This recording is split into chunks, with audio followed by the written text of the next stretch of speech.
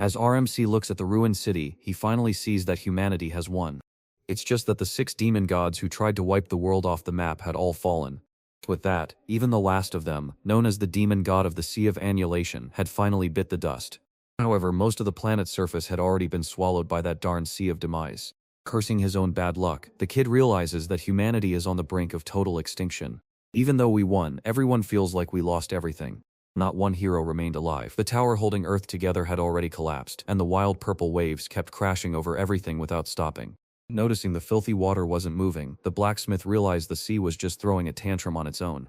Suddenly, a confident guy named Mad Dog appears to mock the kid as a fake savior, but Rabid Dog quickly snaps back, calling him a coward for faking an injury. But Cold Dog leaps into the meat, calling them both wartime leeches, only for our MC to snap back that without the weapons he forged, those fools would have been gone already. Hearing that, the 3 stooges get angry at the blacksmith's boldness, so the young man stands his ground, tells everyone to stop talking, and challenges them to a fight. Known as the 3 dogs, these 3 guys didn't care one bit about humans or demons. After all, they were a bunch of self-serving scumbags who acted only on instinct and cared only for themselves. It was a cruel twist that left them as the sole survivors of the entire chaos. The boy pauses and wonders if things could have turned out differently had they stepped in sooner. Right then, the 3 turn away and wonder if anyone is left to save them, but the red-haired one admits he's running on empty with his organs badly smashed. Right behind him, the other 2 admit they are battered and bleeding badly too, so our MC sighs and grumbles that they should have helped from the start. Lost in that strange place, he yells at the selfish dogs for leaving him behind. All at once, a heavy quiet settles over the ruined place.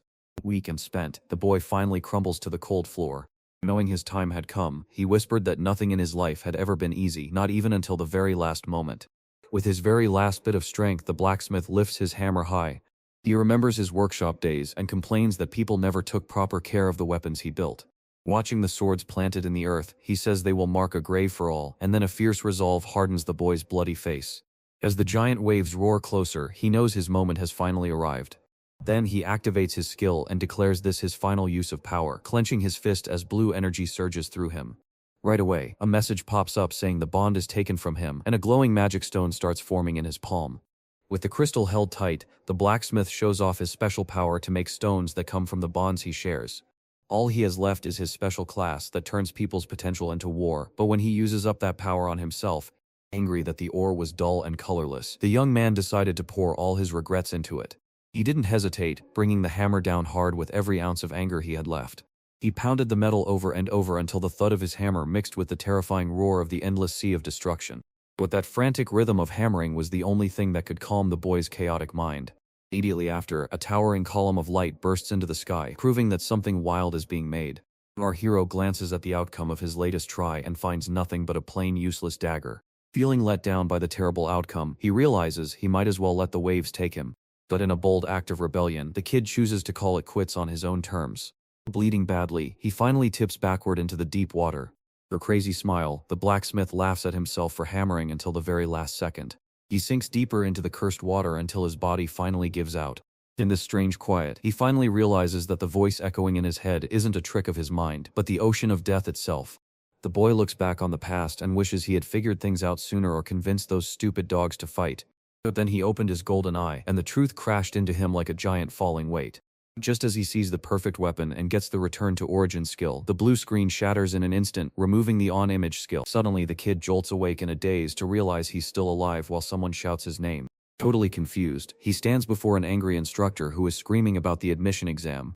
As we glance around, our MMC realizes he's stumbled into a workshop from 31 years ago and thinks he's finally snapped. As he sinks back from the glowing screen, the blacksmith is stunned to find that his worthless stone just threw time backward.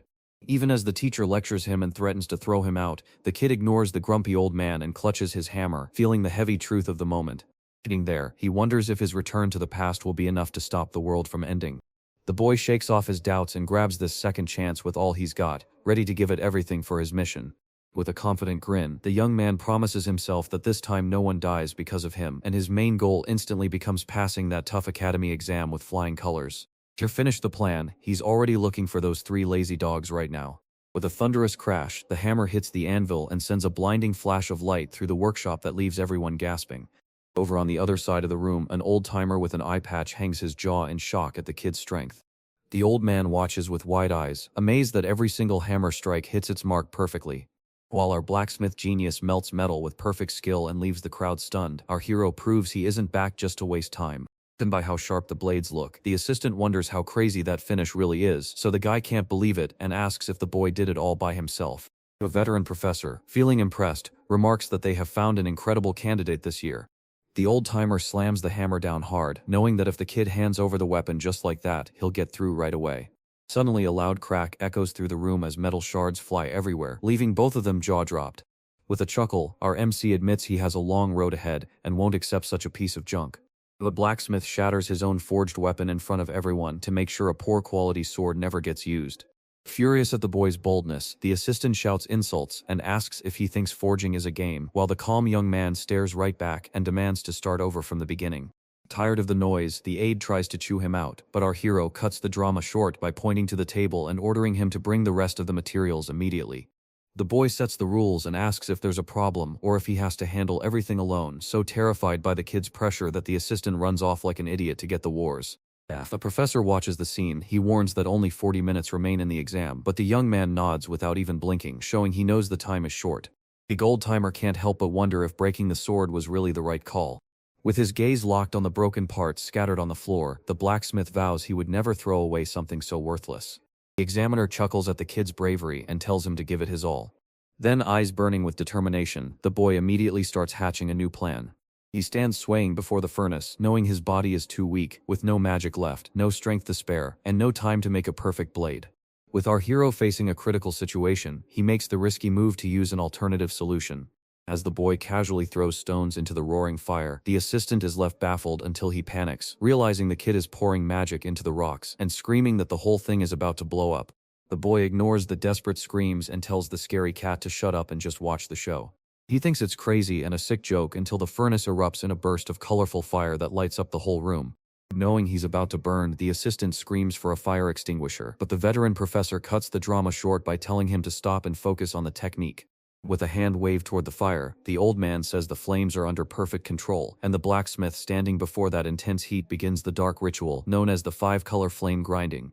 He grins as he mixes 5 special ignition stones to make a flame that gets hot enough to cook anything. Because this trick needs crazy control but barely any mana, it saves his weak body, and since the workshop stays safe, the crowd whispers while the assistant finally spots a wild detail. Surprised by the metal turning a new color, the guy shows it to the professor, who instantly realizes the boy used the stone's magic power to change the metal. The old-timer admits his method speeds things up, but 30 minutes is still way too tight, so the examiner wonders if the kid has any more tricks up his sleeve after seeing the sword break before. With every hammer strike, our hero sprints against the ticking clock while the professor fears he won't make it. At full power, the boy sweats cold and sparks fly everywhere until his armor fails, leaving him cursing himself and vowing to train harder. Pushing through the pain, the blacksmith grits his teeth and refuses to give up in the final stretch. Knowing the danger, he throws faster, knowing he can't waste a single second. Our hero pushes past his own limits, swinging the hammer with brutal force even though he is completely worn out. With just 10 minutes left on the exam clock, the young man's face gives away how exhausted he is from that wild forging session. Finally, gripping the gleaming sword, he shouts that he's done and the system confirms that the 5-color flame blade is ready. Suddenly, the glowing window showed the weapon was top tier, leaving everyone stunned into silence as our boy calmly asked the examiners to read its details. After seeing the wild numbers, the assistant lets out a high-pitched scream to say the kid passed easily, only to get a swat on the head for acting crazy before he stammers an apology. Back in the professor and Chiel's fancy office, the boy stands face to face with the scholar and listens to his ironic question about whether this sword is truly worthy of being handed in. The blacksmith, never dropping his guard, gives a short answer saying the blade will have to do for now, but the old-timer quickly sees that the man still isn't happy with his work. The veteran speaks plainly, saying the academy is too tough for him and he should give up his spot, admitting that while Babel's name is famous, its forging team has been struggling lately. Feeling fed up with the mess, the young man frowns and admits he knows all about that terrible future where he remembers the forging department being shut down in just 8 years. Looking at all the paths his life could take, he realizes that the town that will one day become the world's greatest blacksmithing school is right here in Vulcan. Finally, the boy snaps the argument, lifts his eyes sharply, and boldly declares that the best fighter won't be Vulcan. A hero is someone who saves their friends, but shocked, the blacksmith insists the old-timer is totally wrong about what will happen to this place. He points to his chest and declares that Babel will rule everything because of him. To see if the boy was really brave, the professor said he'd have to be the top student in the whole school, but the boy promised he would win. The old-timer grinned and asked the young man if he knew how Babel picks its top freshmen. With all his facts straight, our hero walks us through the tricky extra exam that picks the top talent from every department. The explanation reveals that the academy splits students into 3 colleges just to stir things up. The division is split into combat students, support students, and technical folks, and that is exactly where our blacksmith belongs. Inside every field, dozens of departments are locked in a fierce, tangled web of rivalry. To be clear, the number one is that monster who humiliated everyone and is recognized as the academy's absolute genius. The old man stares at the boy, drops his professor act, and warns him that real success isn't found in winning here, but in heading to Vulcan like a splash of cold water. By the end, the old soldier swears this is the safest road for the boy's future. Our MC smiles warmly, realizing the professor truly loves his students more than his own job title. Once more, the kid, looking serious, says that at his level, the surroundings don't matter at all. The kid stands tall and says with zero doubt that Babel will be number one the moment he steps in. With a smug grin, the professor jokes that success will follow the boy wherever he goes, and when our hero shakes the old man's hand, he admits that while he's not arrogant, he does love that idea. Satisfied with the deal, the examiner seals the agreement and declares the young man is now under his care. With that, a strong handshake locks in the deal between the 2 blacksmiths. Suddenly, a system window flashes up in the MC's face, confirming that he has forged a level 1 bond with Professor Kim. Without wasting a moment, the boy uses his secret skill to pull out his master's bond. Thanks to the energy he drained, a glowing rock appears in his hand. Sitting comfortably in his room, the blacksmith calmly examines the shiny crystal in his hand, nodding that it is of good quality, but grumbling that it is far too tiny. The kid explains that his power turns real friendships into wars that shouldn't exist, but since his bond is still weak, he can barely use the stone to make anything useful. Checking his status screen, the boy sees his stats are way lower than Babel's, so he grumbles about being weak but reminds himself that traveling back in time was already a massive victory. So our MC decides there's no need to rush and just chill for now, since the kid knows he still has plenty of time to crush that darn demon legion. In his mind, he remembers the terrible monsters that didn't just eat people, but swallowed whole planets. He was the one who had to clean up the terrible mess the 6 demon gods almost left behind, nearly wiping out everyone in his past life. To stand a chance against these monsters, the boy decides to rely on his own memories to find the weapons and skills he needs. Certain his plan will work, he celebrates that he's already locked in his first step to getting into the academy. With his eyes locked on the next goal, he starts to figure out his next move.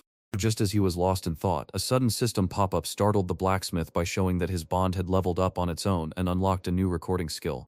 After skipping forward a week, the Grand Babel Academy finally reveals its full glory.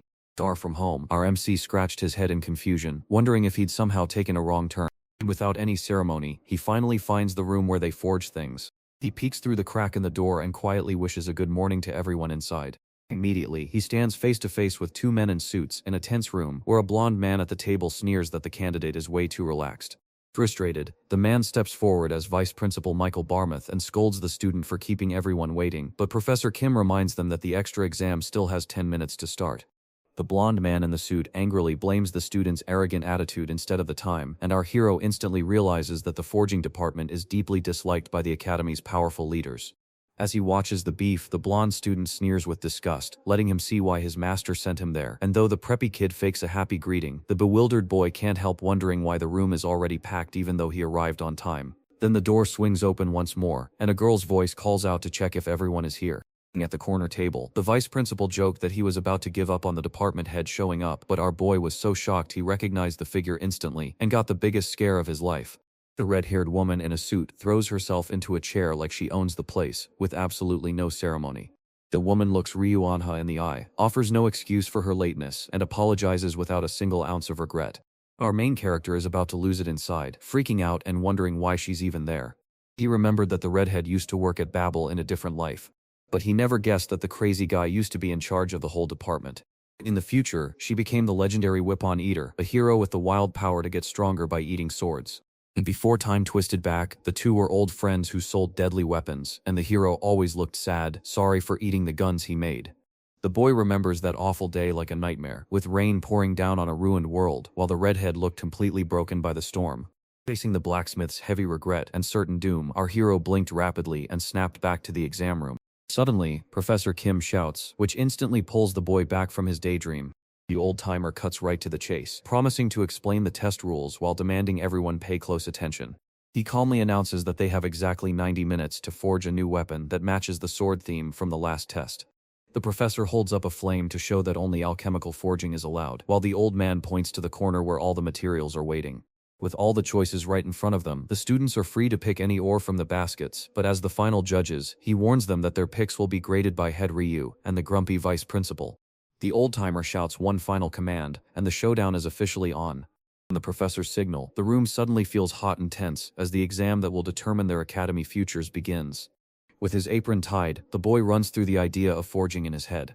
He faces the ores, recalling that he must pour pure mana into them to keep the wild elemental magic from running away, but a cruel voice breaks the quiet like ice-cold water, making him turn around in shock. Brimming with confidence, the blonde kid asks if the boy thinks he can pull mana from the stones just by staring at them, so the vice principal cuts the awkwardness short by calling his own son's name with a warning edge.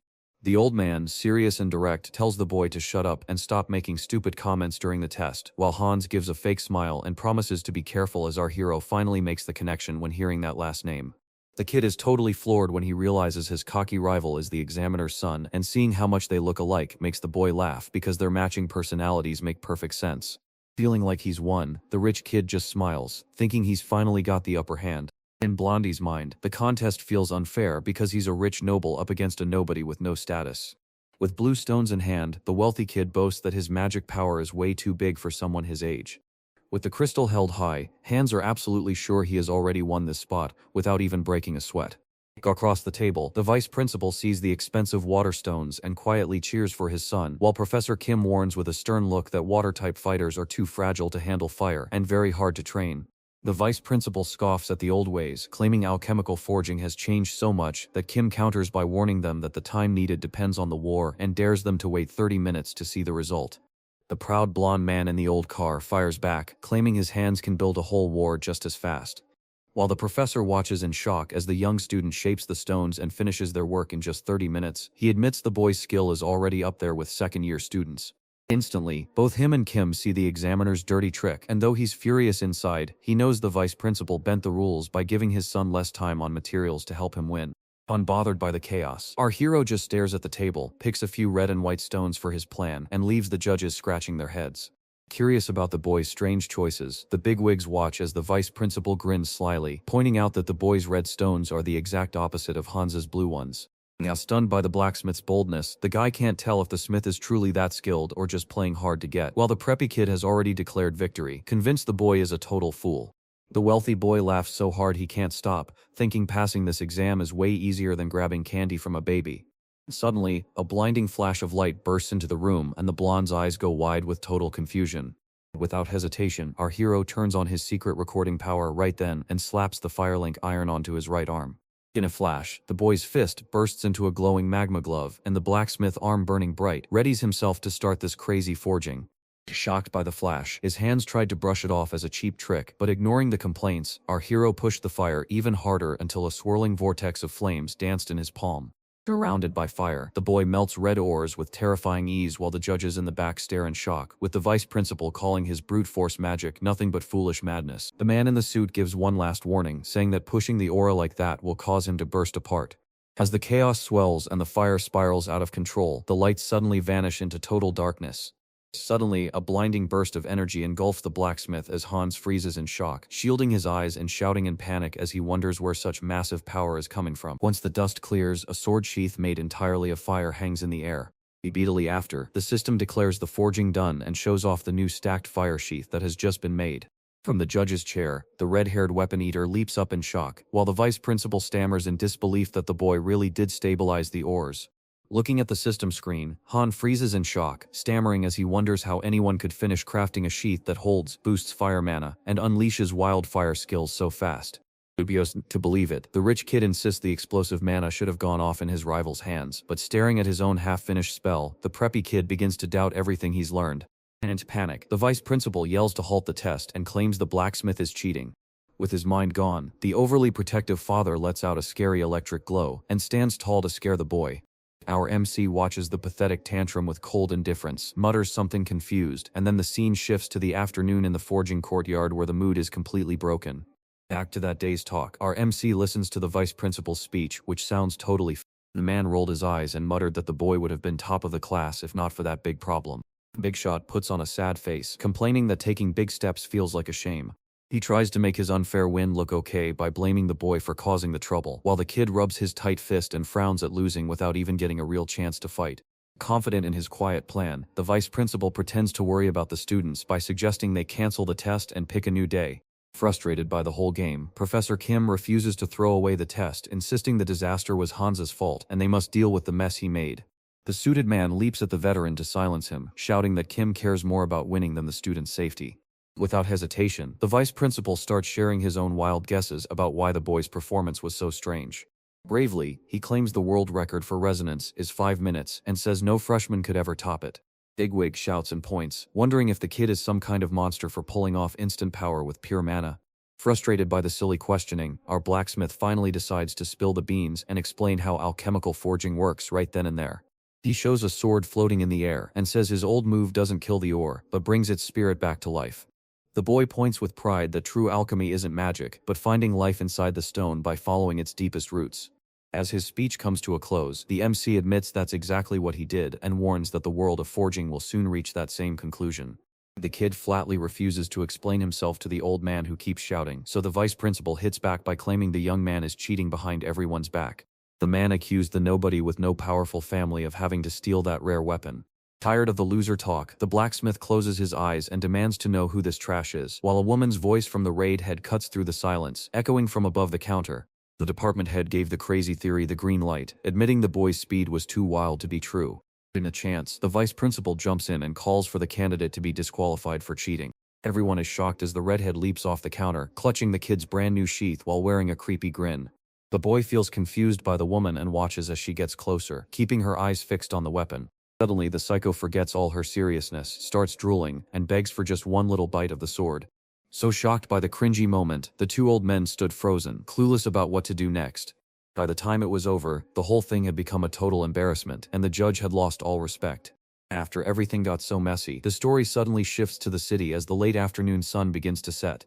Walking down the street, our MC thoughtfully ponders the fact that he has finally escaped that room full of crazies. With the sheath in hand, he admires his work, finds the structure solid, but needing a little polish, and chuckles as he recalls the vice principal's furious, frothing face of hatred after being humiliated. All of a sudden the smile disappears, and the name of the man in the suit starts ringing in his head just like it used to. The boy presses his forehead hard, trying to remember where on earth he has heard of Barmouth before. Right then, a dark thought of the old babble popped into his head, showing the bigwig spending his money on junk guns that blew up without any warning. After the kid struggles to remember, he finally recalls that the cursed blacksmith who left Mad Dog with permanent injuries was named Barmouth, and this shocking discovery reveals that the preppy vice principal has always been nothing but a fraud. When our hero sees this discovery, he finally realizes exactly what ruined the future. At first, his whole purpose was to fix those 3 dogs early on before the world ended. But once he finds the real cause, he realizes that if he stops everyone from making mistakes, the wild redhead won't lose control, even as a fancy meeting room fills with heavy tension. The other professors were so shocked by the blacksmith's boldness that they questioned why he was chosen as the best new freshman. With her arms crossed, the red-haired woman glares at the table and demands to know if the crowd has the courage to defy her, while a nervous man in a suit stammers that his words are just friendly advice and not a real challenge. At the table's corner, Barmouth tries to remind everyone that the redhead just became the boss, so the rules still need a good look over even though that new weapon was pretty cool. With venom in his voice, the old-timer accuses the head of ignoring how rough the boy's sheath turned out. While another professor admits the boy has talent but thinks it's not enough for the top spot, the cool-headed redhead calmly replies that since their weapon is only 60% done, his ability to make it is truly genius. She stares down her rival and demands to know if he can't accept his loss even after such a ridiculous display, while the furious vice principal slams his fist on the table and vows to quit if she keeps up this nonsense. Far from all the arguing, the story reminds us that the Tower of Heroes fell from the sky just over 40 years ago. In response, the Abyss unleashed the Sea of the Demon Legion to poison and eat every living thing on the planet. They built the massive Babel Academy right in the middle of the Pacific Ocean to fight off the endless flood of monsters.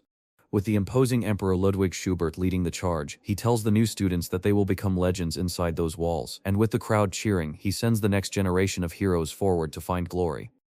Sitting in the middle of the crowd, the boy watches the school's tough leader who rules everyone with an iron fist. Even with his kind smile, that kid knows deep down that the old man is a scary monster in real life. Holding his sword tight, our hero takes a deep breath as the announcer shouts that it's time for the year's best freshmen to show off their skills on the big stage. Right away, the best students from every college are called to the middle of the huge arena.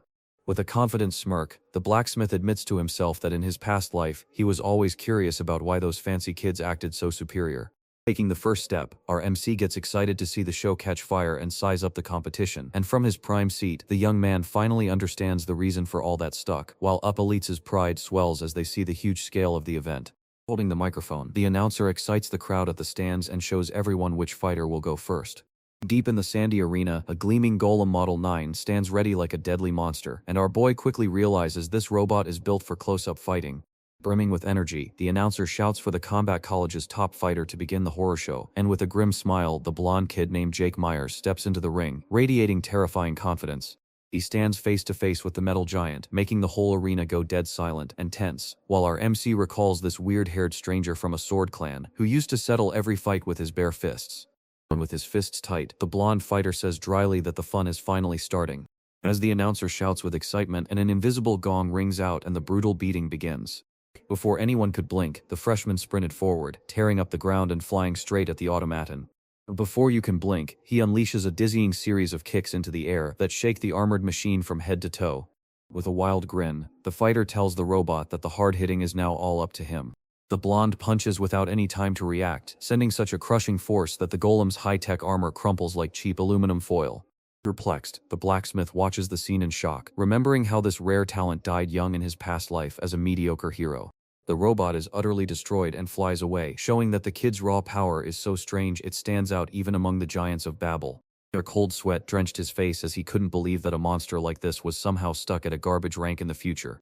After taking a long beating, the blonde calmly cracks his knuckles and ends the show without getting a single drop of sweat. With the golem completely wrecked and unable to rise, the freshman flips his hair back, beams a triumphant smile at the crowd, and knows his warm-up fight is over.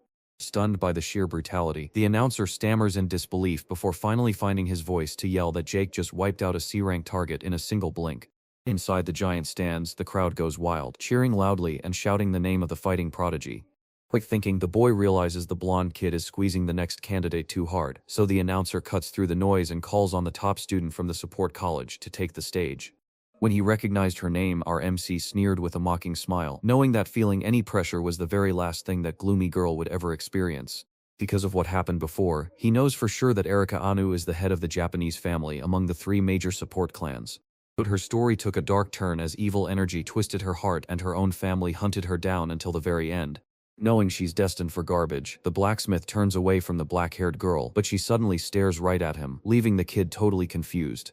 On the clean stage, the announcer tells the crowd that the new automaton robot has special armor even tougher than the last one, and then he asks into the microphone what crazy magic the new freshman will show to beat the combat robot. The girl lifts a dark, evil cage into the air without speaking a word. As her left eye glows with a ghostly blue light, she gives a short, sharp order to the spirit she just called forth. Right then, a black energy crow breaks free from the cage bars and soars wild through the arena. Like a dark arrow, the magic bird plunges from the sky straight at the giant made of strong metal. Our MC rolls his eyes at how silly the girl looks, mocking her for trying to smash a thick steel plate with just a tiny bird. As the target draws near, the robot switches to extreme defense and lifts up a huge energy shield. Blacksmith thinks instantly that a thin, weak crow could never break through a wall, so strong it can't be hurt. Suddenly the bird beats its wings and shatters into a burst of blinding light that floods the space with pure dark energy. In a blink, a shockwave rushes across the arena floor and shreds the heavy metal as if it were dust. The deadly crow calmly flips through the air to land back on its finger, while the broken automaton watches as a wild, screaming crowd erupts in worship over the effortless destruction of a weak defense. Even our brash kid stands there with his jaw dropped, truly amazed at how quickly the takedown happened. Before the excitement fades, the narrator screams at the top engineering freshman to face his challenge, and under the watch of thousands and the Emperor's deadly eyes, the young man steps forward, knowing he must do something insane or become a laughingstock. The Emperor marveled at how shockingly strong the new recruits were, while the red-haired judge in her chair watched with the serious focus of a boss picking her perfect candidate. With the arena packed, everyone waits to see if the blacksmith can do better than Erika's amazing show. With his 5-colored flame blade raised high on the sand, our boy is ready for the big moment, and the glowing screen confirms it's a rare, fiery weapon. Stunned students in the stands can't believe a freshman built such a crazy weapon, while the important people in the high seats grumble that it doesn't have the same explosive show as the other colleges. With a wicked grin, the blonde vice principal thinks she's won, while the redhead on the mic refuses to accept a D-rank hero offer. The calm blacksmith simply tells them to get the B model ready in heavy armor, leaving the announcer so confused by the kid's crazy, life-threatening idea that he can barely speak. The loudspeaker warns that the model can take hits from even B-rank heroes and still stand in armor, but the panicked narrator believes the kid is just trying to sabotage his own demo on purpose. Or MC refuses to back down an inch, stands firm, and orders them to bring out the monster right now. With a loud thud, the giant metal machine slams into the center of the arena and kicks up a cloud of dust. As the crowd stares at the huge deadly steel machine, everyone goes quiet, held in a tight grip by just seeing how big it is. Right after the shock, the master of ceremony launches the combat and tells the boy to show what he's got, while the confused announcer just declares the start without knowing what will happen. And with the sky above them, the whole crowd watches the single blacksmith stand up against the giant robot. Our MC grinned with confidence, vowing to give everyone a show they'd never forget. With his hand on the sword, he shifts his stance to show off the power of his perfect weapon, instantly unleashing wild flames that blast out and light up everything with burning heat. Suddenly, the kid dashes forward like a spark of fire, ripping through the ground to slam right into the giant in his full armor, while the vice principal just folds his arms, laughs it off as mere fireworks, and wagers that a boy with almost no magic won't even scratch the steel. Our MC knows the 5-color flames are so hot they can melt even the guy using them against us. To fix this problem, he turns the special sheath into a reactor that soaks up and holds the sword's deadly power. He carefully pushes the red fire straight into the shiny tube. Once the process is done, the blacksmith's eyes blaze with a deadly gold light as the true technique finally wakes up. Furious at the power he had gathered, he unleashes his wildfire skill, sparking a true storm of flames that detonates all the compressed mana at once like a trigger being pulled. The automaton has no time to fight back as it gets swallowed by a 5-color fire that blows everything up in the blink of an eye. A massive boom erupts as the fire pillar blasts through the sky, shattering the heavy armor. So shocked by that raw, destructive power, the narrator drops the mic and can't speak a word. Once the smoke clears, the kid finds a giant hole where the robot used to be, completely melted, so he scratches the back of his neck and realizes he might have hit a little too hard. In absolute panic, the announcer screams for the construction crew to rush into the arena, even as the academy system announces that the freshman has passed their evaluation with top honors. In the fancy main office, the boy apologizes for being late because he was cleaning up the mess he made by destroying the school's arena so badly. Suddenly, the redhead admits she should have handled the mess herself and apologizes for him, leaving RMC confused as he wonders if he was really sent just to get a huge scolding from the bosses. Before the man could even finish his question, the woman quickly shakes her head and explains that the meeting's real purpose is something much more exciting. Suddenly, the cycle lunges forward with a hungry, drooling snap, leaving the boy terrified by the strange sight on the couch. The blacksmith, sweating bullets from not understanding a thing, backs away from the hero's loud stomach growl while the department head fake coughs to hide her embarrassment. She gets straight to the point and offers to pay 10 times the market value for the weapons the kid made earlier. Almost gushing with excitement, the woman begs him to sell the blade and sheath so she can eat the metal, leaving the boy in total shock as he asks if he really heard that crazy suggestion. Right then, the system beeps to confirm that a special bond has formed with the weapon, the eating hero. So captivated by the shiny metal, she insists the whole gear set tasted amazing just from its smell. Our MC can't help but smile in secret, thrilled that he already made her feel special, even before he has to feed this crazy woman. Smiling calmly, he thanks her for the compliment and grabs this rare chance from the system, then immediately uses his affinity extraction skill right there. A blue flash reveals that the system has successfully pulled a special bond from the redhead, earning him a new power on the holographic screen, the ability to forge a mad blood steel that eats away at other metals. Holding the spiky red core, the blacksmith marvels at his strange new treasure while the redhead back in reality drools and begs to buy it, only to have the boy give a sharp no. Just as the psycho is about to throw a fit, the door knocks and Professor Kim enters with a serious face to tell them the emperor wants to see the freshman right away for the final ceremony. Shaking his head, the old-timer says he has to take the student, and the department head gives in with a sigh. With a quick nod, the kid waves goodbye to the hungry redhead and walks down the main hall with his master. Left all by herself in the room, the woman paced back and forth in frustration over not getting to taste the perfect fire sword.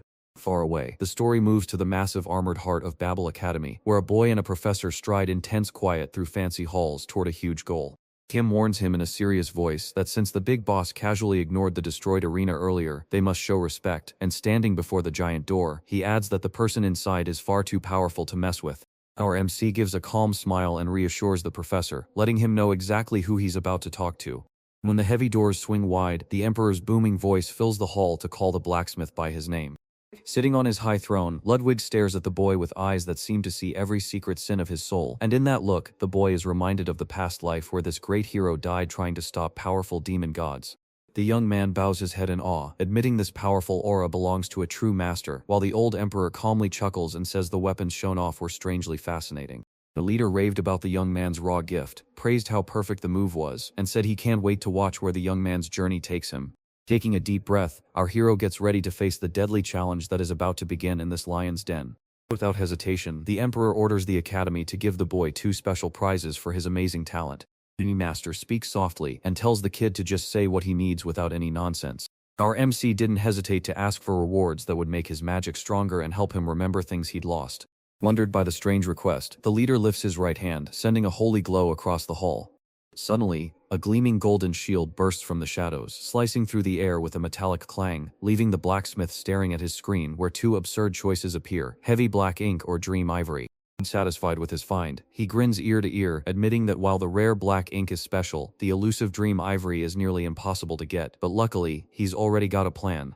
From afar, Professor Kim leans in to whisper if the reward pleased the new freshman, while our hero fiddles with ivory and promises it will be perfect for forging his future. In the room's quiet corner, the Emperor watches the boy with a thoughtful look, wondering what's going on in his head. The leader, now totally amazed, whispers that giving 2 divine rewards to just 1 kid was impossible until this moment, admitting that he released the double power only because he saw the boy could handle the pressure. To the veteran, the young man doesn't look like a scared freshman, but rather like an ancient spirit trapped in a teenage body. Right after, the master's sharp eyes snap back to the exit, waiting for the prodigy's next move. With his back to the royal hall, the blacksmith walks, lost in thought about the crushing power of Babel's master, before the scene abruptly shifts to the academy's glowing courtyard the next morning. Hans politely declines a lunch offer from his sycophants, saying he's already meeting with Howard, leaving everyone shocked to see how a preppy newbie could be hanging out with the top third-year student. The blonde guy struts around, lying and claiming our families are friends, while the upperman just wants to drop some wise words. And suddenly, the door crashes shut and the bratty kid gulps nervously as he sees who just walked in. Our boy gives his defeated rival a cold, straight look that says he holds nothing but pure contempt for him. The wealthy boy shakes with anger from the inside as he can't handle the scary, killing look he's getting.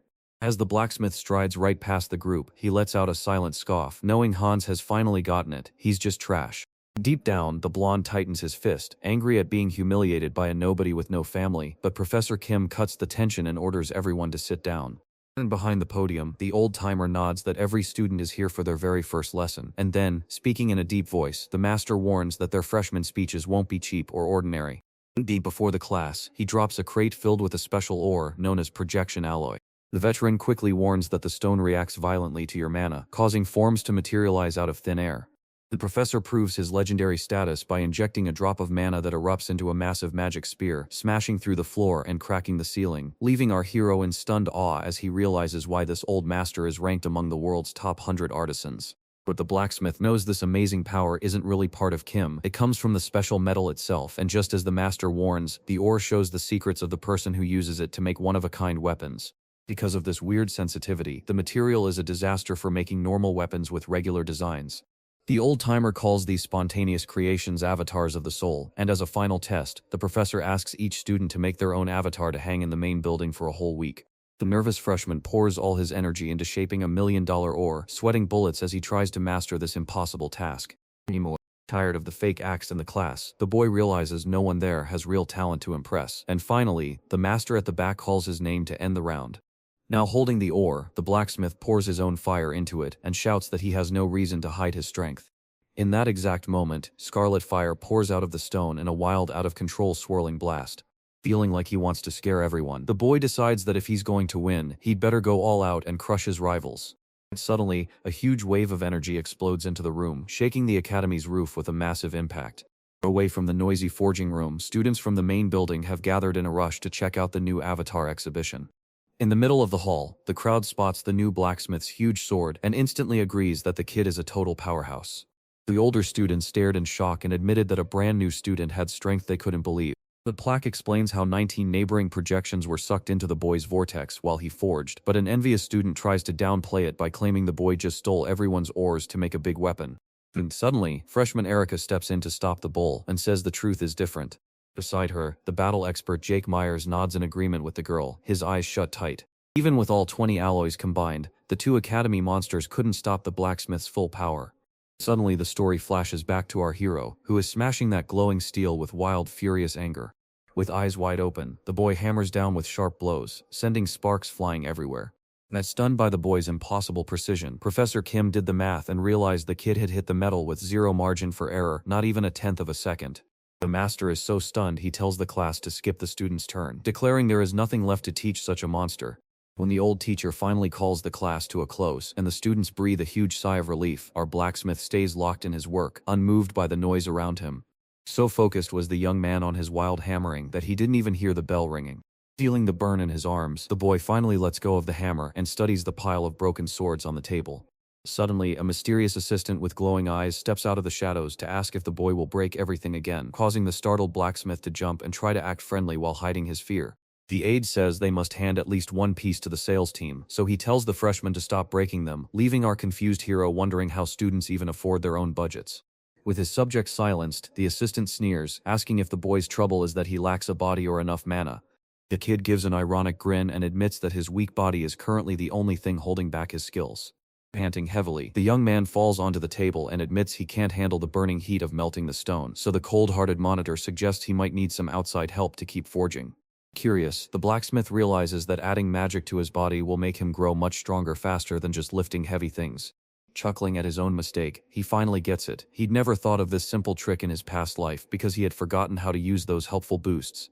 Driven to beat the game, he instantly sparks his energy aura to show he can easily handle the pressure, and while the grateful boy gets ready to go back to forging, the assistant simply turns around with a bored look. Halfway through his stroll, the preppy kid halts and drops another sharp bit of wisdom, urging the boy to master his technique, rather than relying on raw power. From afar, the monitor warns the boy he is wasting his mana and tells him to drop his power to 10% while focusing on just one spot of the hammer. After accepting the blacksmith's advice to focus on technique first and turning away, the stunned monitor stayed frozen, unable to believe a freshman had ended the talk so bluntly. On the forging table, the heavy hammer rests, showing that the kid has finally finished another grueling training session. From a distance, the academy system tells them that Babel lets students study on their own and take classes from other departments. But the rules are clear. The boy must pass those required classes first, or else he'll be kicked out after failing them 3 times. The train's loudspeaker buzzes to announce the sorcery department station, reminding every student that they are the master of their own destiny. As he steps off the train, RMC bumps into Erica while standing in a tight circle of arrogant upperclassmen, and one of the big guys crosses his arms to tell the freshman to get out of the way. With a bored shrug, our boy tells the jerkos to be the ones moving, and the blacksmith just keeps going, ramming into them with such force that the extras back up, scared. Right behind her, the gloomy girl walks her own path and sharply asks where the kid is going, to which the young man turns his head and casually says he's heading to the sorcery department to pick up a minor. Feeling snubbed, the upperclassmen decide to push their luck by offering the famous freshman girl a tour. He kept hounding us, bragging about his fancy party and screaming for our MC to get lost. With a cold glare, Erica tosses aside the upperclassman's fake act and, away from the fools, asks just what kind of course he's really looking for. The kid quickly says he wants to learn magic to make his body stronger, but she sharply warns him that spells like that will ruin his forging skills. Curious about what he heard, our MC shifts his focus and asks the mages how to build a magic shield to protect the village. The eager freshman grabs a fancy envelope and casts a sealing spell right there to show how the theory works. With mana flowing freely, she weaves magical chains around the paper, showing she has truly mastered the art from start to finish. As the girl passes the sealed letter to the blacksmith and dares him to tear it open with his bare hands, he strains until his arms shake, only to realize the spell never actually made the paper stronger. However, he discovers that the magic keeps its old nature but turns hard like stone the moment it gets hit, a secret she confirms needs private lessons with an old professor to master. Standing by the barrier, the young woman spots her family's secret code and promises to show him a powerful ally in the administration. Instead of taking the offered help, our hero presses his index finger straight onto the glowing letters of the wax seal. With a sudden click in his head, the boy figured out exactly how the barrier worked just by feeling the energy moving through it. In a flash, the spell bursts like fragile glass, leaving the girl stunned while our smug blacksmith grins with satisfaction, thanks her for the free show, and declares that these barriers will be incredibly useful. Turning away, the kid says he's signing up right now and mocks his classmate for hanging out with her fan club, only for the snobby upperclassman to rush over and nervously ask if the freshman girl is okay. As the boy picks up the letter broken on the ground, he sees a fancy seal that proves it is a VIP pass. Furious, the girl glares at the torn paper and mutters that the elite invitation was really meant for him. Meanwhile, our MC reached the huge staircase of the towering sorcery department. As the boy walks through the courtyard, he overheard the crowd whispering that Erica is seeing another student, and he shook his head. The kid chuckles softly, imagining how silly people are for making up tales when they know nothing at all. Keeping his eyes on the mission, he recalls that joining the course means first passing a survival test in the wild. When the blacksmith reached the spot, he found himself staring into a thick, dark forest where the gloomy girl was waiting for him. A random student nearby grumbles about the wind and wonders exactly where the test entrance is. Our boy checks the woods and quickly sees the school is already trying to turn it into a silly treasure hunt. Fed up with their laziness, he storms into the forest to finally end this farce once and for all. But the kid's boot slams into a huge unseen wall of dirt right on his first step. With no struggle at all, the barrier bursts into 1,000 shards, opening a secret space in the woods where the stunned monitors declare the freshman has passed the first phase. So shocked by how fast he won, our MC muttered to himself, wondering if that really was all there was to the test. In a fancy room, the professor who builds walls talks about how much the smart new student loves his class. Next to the old man, his helper confirms the story and passes a phone showing live pictures of the packed forest. Watching the crowd on the screen, the blonde master grumbles that the girl's fame has caused the number of applicants to triple. To catch the leeches, the veteran shows he's trapped the test in a dark illusion maze. Deep inside the professor's mind, a strange redhead grins while he remembers a special favor from a powerful boss. The old-timer says this maze isn't just a magic wall, but a trap that twists your soul. He promises that with giant snakes slithering across the screen, average students will get lost in the dark and quit. Suddenly, the master's face crumbled as he watched the new blacksmith shatter the illusion like a fragile window, and the old-timer later confirmed that the boy had done it all on his own, without any help from the clan's Harris. The professor is completely baffled, admitting that racing through the maze on pure instinct is something truly magical, while back on the field the monitor's voice warns the few survivors that the first round is done.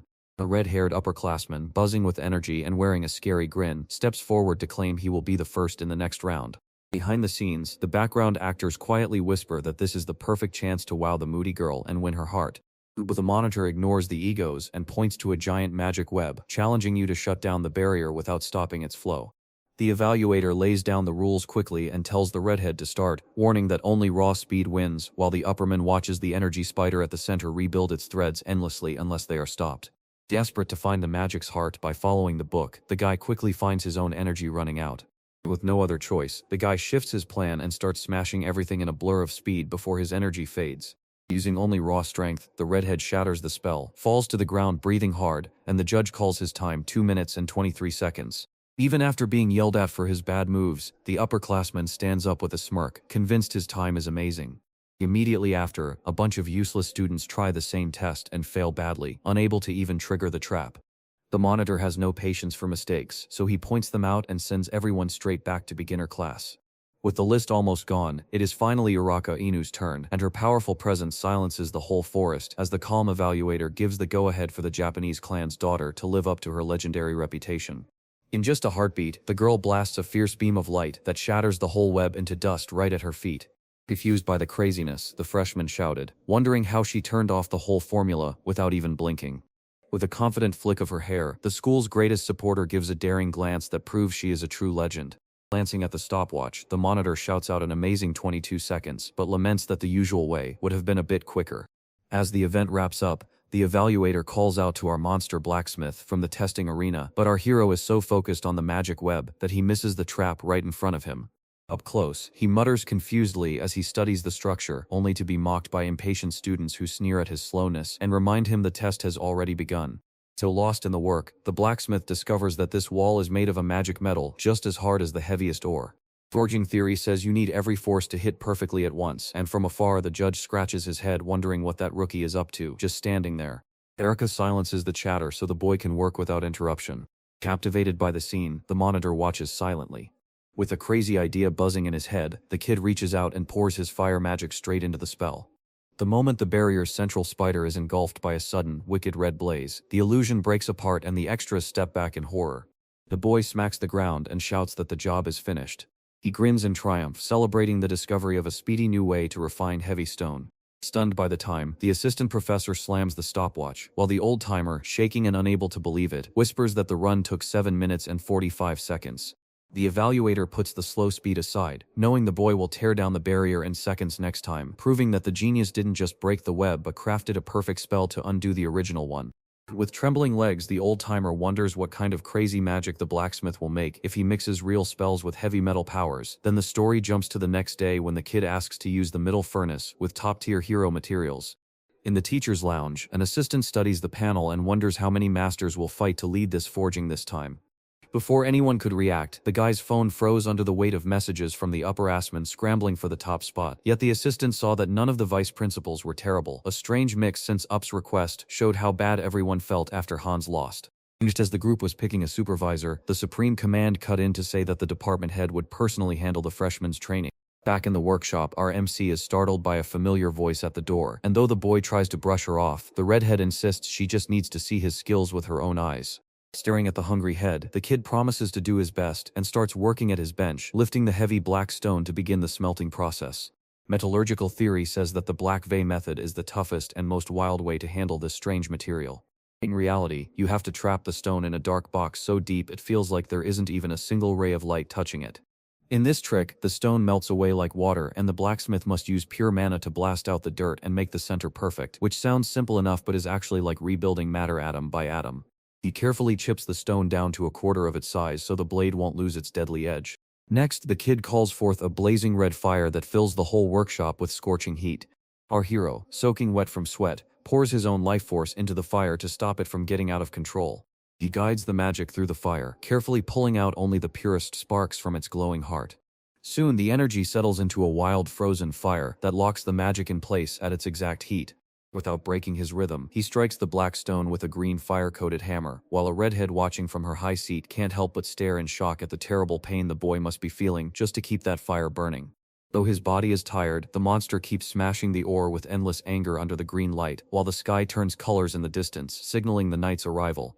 After 4 hours of non-stop pounding, the kid finally slams the heavy hammer down onto the bench. The black stone, now glowing with intense heat, settles into a smooth shape and changes its nature, and with a deep sigh of relief, he realizes the stone's strange magic has finally stopped. Without hesitation, the young man tosses the treated stone into the small furnace to start the final melt, but as the black liquid pours into the mold, the red-haired head worries that choosing to cast instead of forge might ruin the magic with its darkness. Pumped up, she walks over to the bench to try and figure out what plan the boy has for ending his life. In the last step, the blacksmith cracks a wild grin as the woman realizes he's bending the rules to force a mana circuit into the metal using the barrier. He hits the shell one last time until it breaks open, showing off the hidden gem inside. Suddenly, the system announces the black spider bracelet has been created and rewards the boy with a new skill that lets him command black spirits. On the glowing holographic window, that rare treasure shows it can endlessly drink up and save the user's own magic power. Our hero basks in the glory of his wild recipe's total triumph as he gazes upon the masterpiece he created. The ridiculous sight of the redhead's bloated stomach shatters the victory, filling the whole workshop with shock. In a deadly silence, the two stared at each other while the secondhand embarrassment seemed to fill the entire room. Trying to save face, the hero clears her throat and claims the noise was just a metal resonance, while the kid checks the weak bracelets and decides to focus their power on a special trick for future fights. Feeling sorry for the head's hunger, he gives her the leftover black so she doesn't leave empty-handed. She didn't waste a second. She lit a red fire in her mouth to swallow the hot stone, chewed the metal and casually said the snack was tasty. She insists with a strange certainty that the black stone tastes just like fried tempura batter. Seeing her reaction, the kid recalled how he used to try to please this woman's wild taste, and now, with her belly full, the blacksmith knew raising their bond would be easy while he thanked her for the kind words. While the hero watches her eyes linger on the shiny new swords, she can't resist asking the boy when he'll sell his colorful blade and fire sheath so she can eat them as dessert. Sticking to his choice, the kid crushes her dreams by refusing to sell anything, while the redhead thinks he's broke, only for our hero to reveal he needs the gear for his class, and that hunger makes food taste better.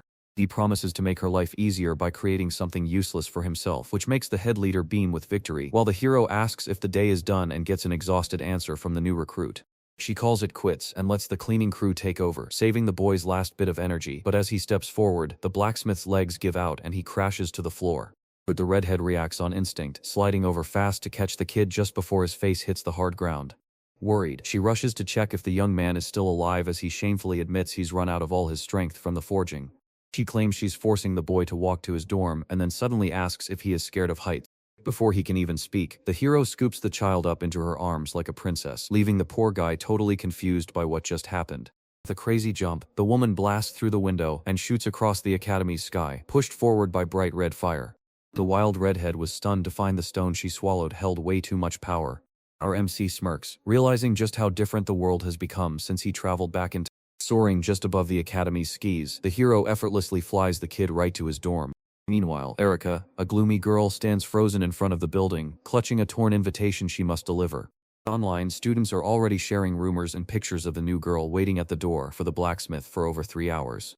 Finally, the moderators delete the post, leaving the confused boy staring at his phone screen, unable to keep up with everyone's angry gossip about him. While the blacksmith ignores the drama and focuses on his own life at his desk, Professor Ricaro's Miles steps up to introduce himself and begin the tools course. The buff guy doesn't waste time shoving everyone into the training center and warning that the last person to arrive has to run 20 laps. With panic seizing them, the students start running desperately away from punishment on their very first day. Our MC, utterly confused and grumbling that his class was supposed to be just theory and not a physical nightmare, gets yanked along by the crowd and starts running just to keep up with the chaos. On the running track, folks are already gasping for air as they struggle to survive the brutal warm-up. After 20 wild laps, half the class is collapsed on the sand with zero energy left, and the blacksmith admits his body is just terrible for this kind of life. With his hands on his knees, the professor tries to catch his breath and wonders if the hard work from last night made everything worse. But when the students start whining, he claps his hands to demand their full attention. With a serious tone, the master reveals that a surge in murders by fire sword hunters has forced theory to become practice. These crazy targets are exactly the blacksmiths who can make powerful flaming blades. The kid digs through his old memories, recalls how those past attacks went down, and knows that defending himself must come first. To wrap things up, the old-timer warns that knowing how to use the tool isn't enough. You need raw muscle power just to survive. And with the focus shifted, the instructor orders the class to grab their weapons while the boy stretches out his sore muscles. Refusing to look foolish, the blacksmith pushes himself harder to build up his endurance and sprints again, only to finally feel the wild power of his new black bracelet in action. The system screen shows that his explosive gravity skill turns mana into heavy weight to train his body, instantly boosting his stats by 5 points as the extra burden forces his muscles to grow. Just as the boy was sprinting, the professor's sudden shout froze everyone in their tracks, ordering the young runner to halt and race straight to the middle of the arena. The kid uses gravity to his advantage, quickly turns off the weight, flips backward, and lands on his feet with style. The master is shocked by the newcomer's speed, praising his strong body since he thought he was just a weak nerd, so he grabs a sword and tells the blacksmith to practice a few swings to check his fighting style. Holding the handle so tight, the young man grumbles that the heavy bracelet will throw off his balance, just as the professor suddenly lunges to test his reflexes with a fast, strong strike. Without thinking, the boy lifts his blade to catch the strike, impressing his master with how steady he stands. From the stands, students whisper that the strike felt slow because he was tired from the hard run, but the instructor's eyes go wide in shock as he realizes this kid's moves are almost as perfect as a war veteran's. To save his pride, the old man forces a comeback and scolds the kid for moving too fast. With a wild twist, the master knocks the sword from the newcomer's hand, bringing the fight to an abrupt end right there. His boots slip on the sand, and the blacksmith stops to check his work with a bored look.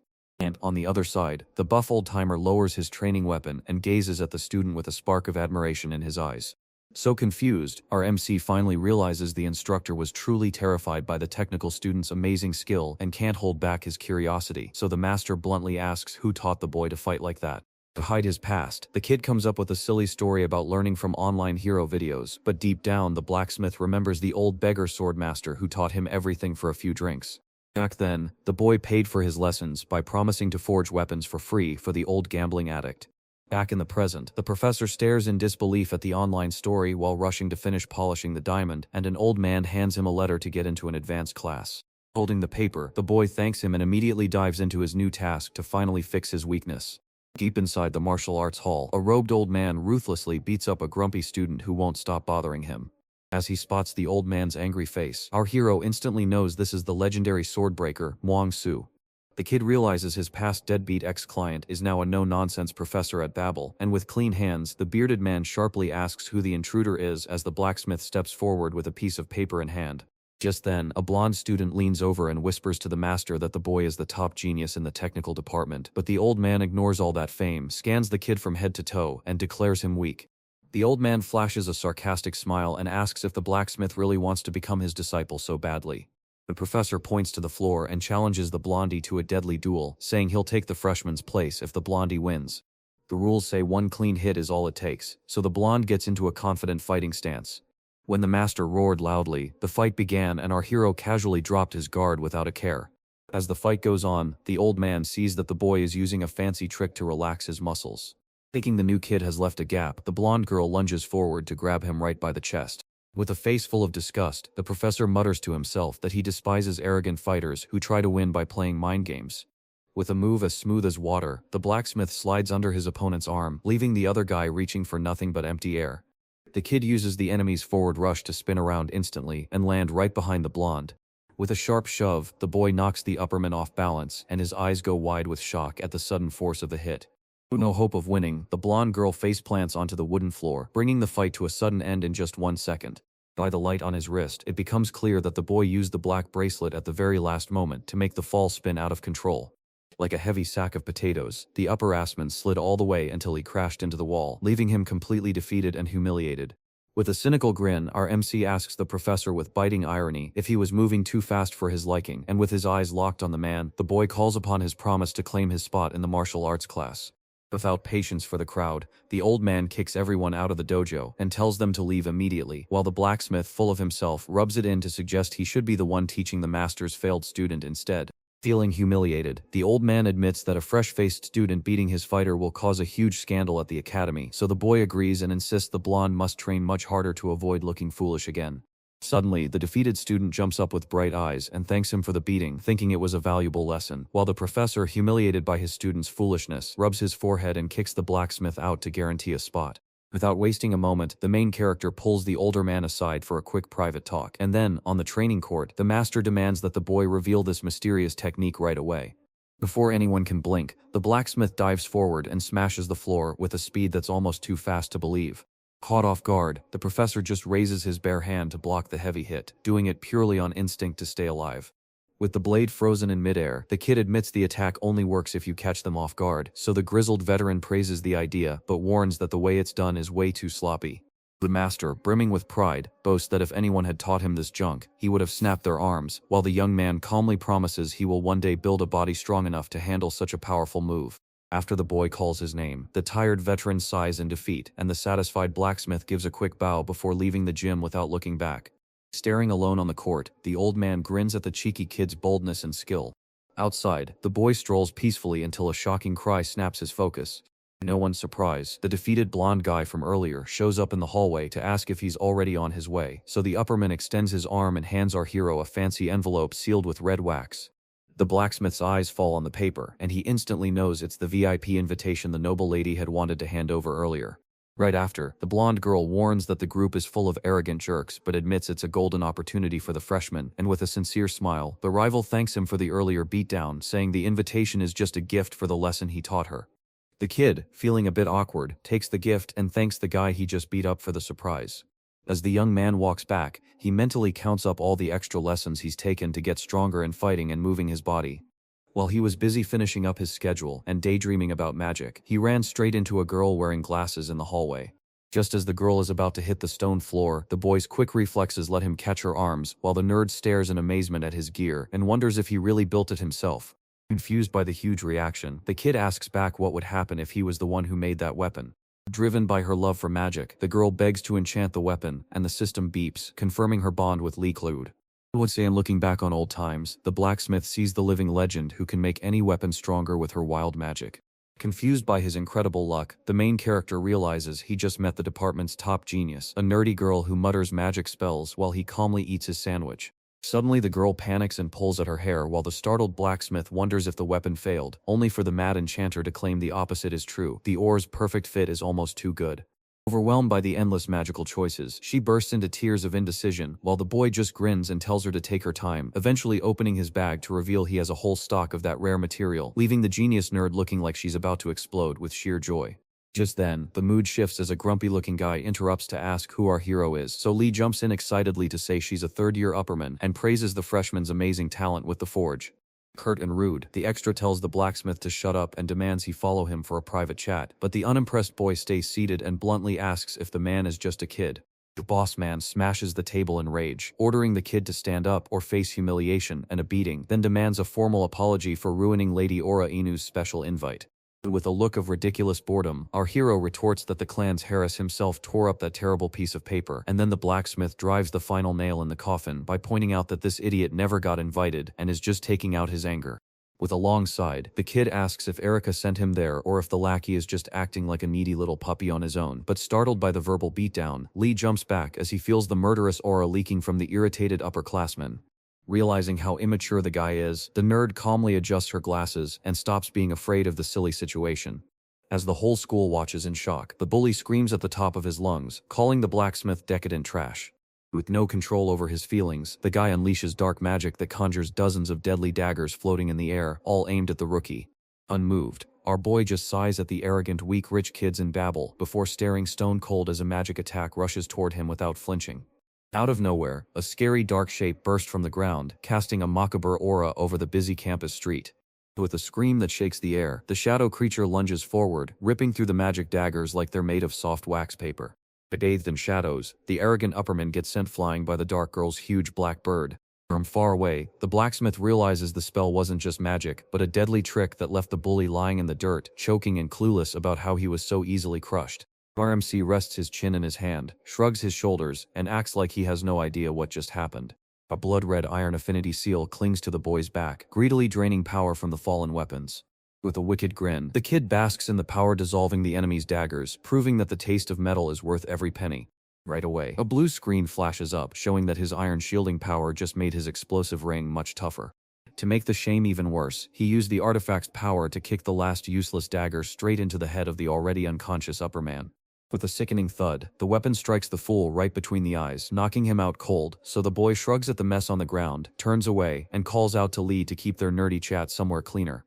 Totally dazed, the enchanter fixes her glasses and smiles at the absurdity of the murder attempt that just happened, while the blacksmith uses their walk to ask for magic class recommendations. With a grin of pride, the nerd insists on choosing the ancient spell class, promising the professor it's tough but amazing, while the humiliated upperclassman left alone in the alley wakes up screaming curses at the world and clutching his throbbing head. Trying to pick up the pieces, the guy sees a dark shadow looming closer with heavy, threatening steps, and as he stammers Erica Ino's name, the gloomy girl returns his fear with a look of pure hatred. Like a green twig snapping in the wind, the goon snatches the dagger from the floor to show his wound, but the Queen of Support offers no pity and coldly tells him she'll report his cowardice straight to the clan's elder brother. With pure terror, the guy silently takes his punishment, while the girl ignores him to study the blacksmith's broken blade. Erica is amazed to see that the rookie copied her secret rune formulas and etched an anti-seizure charm onto his medal. The forest evaluator runs into the principal's office, signs the papers, and instantly boosts the boy's magical talent to the highly sought-after E rank. Suddenly, the system blares a loud announcement that a direct link to Eric Anu has been made, startling our hero who is currently far away from any school office. With a hand on his head, the kid realizes the creepy guy is spying on the fight while spinning the stolen daggers, and soon a tired blacksmith melts down the poor quality metal for his special fire before sitting down to finally watch the magic class while the professor clears his throat to talk about engineering limits. Standing before the class, the professor shows that the metal's shape shifts entirely whenever the mana matrix changes. As soon as the stone lifts off the ground, twisting and spinning in the air, it shows just how many different kinds of weapons these powers can create. Tall in his lesson, the old-timer insists that blacksmiths must know every hidden strength of their metal, so today's hands-on class will be all about turning a plain iron block into something new. The master quickly orders the class to carve a tiny 5-centimeter design with their magic and then fix it all back up, which surprises our MC because he realizes the professor hasn't given up on refining magic yet, and he now has just 10 minutes to make it happen. Across the room, desperation takes hold as the other students sweat and complain that the metal won't return to normal. So without wasting a moment, the blacksmith places his hands on the iron block, ready to begin. The blonde rival flashes a smug grin and shouts that he's done, but our hero finishes right along with him, earning the veteran's praise and a ticket to the next round. The instructor opens a holographic panel, shows a much trickier puzzle, and asks the pair to use the formula to solve it. With a sneer, the rich kid thinks he's got the rookie beaten, but the professor turns up the heat by projecting a maze of twisted gears as the final test. With intense focus, the two rivals twist the raw metal until the blonde tastes victory, and the preppy kid holds up his flawless creation, declaring it perfect from every angle. To crush the boy's happiness, the professor calls out Hans with a deadly serious voice and flatly demands that the wealthy child fix the piece, leaving him totally baffled. The moment his fingers brush the material, the masterpiece crumbles and breaks, proving the mana matrix has been destroyed. Feeling disappointed, the veteran explains that the iron broke under pressure because they started the job wrong, and he repeats that you must understand what a piece of metal can do before you try to change its shape. According to theory, if the altered matrix can't be restored, the equipment simply rots instead of evolving.